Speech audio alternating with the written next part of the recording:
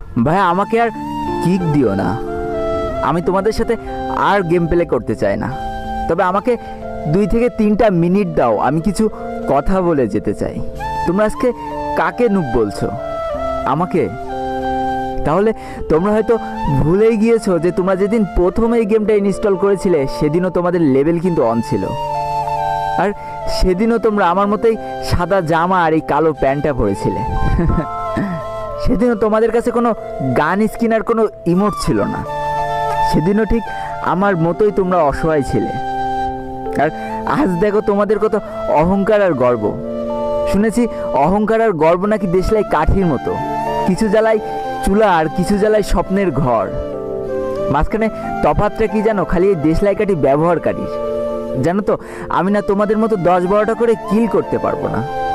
তবে আমার সব থেকে পছন্দের গানটা পেলেও না আমি তাড়াতাড়ি তোমাদের ডেকে দিয়ে দিই।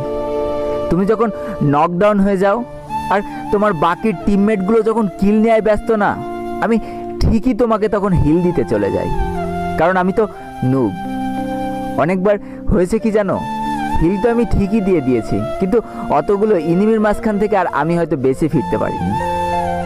তাতেও আমার কত আনন্দ যে আমি আমার পুরো টিমমেটটাকে তো হিল দিয়ে দিলাম, সে তো বেঁচে আছে, সে একাই খেলে দেবে। কতবার নকডাউন হয়েছি কিন্তু কারো কাছে বলতে পারিনি অধিকার নিয়ে যে আমাকে হিল করে যাও। কেন জানো তো? কারণ আমি কখনো চাইনি যে আমার জন্য আমার পুরো টিমমেটের কোনো অসুবিধা হোক।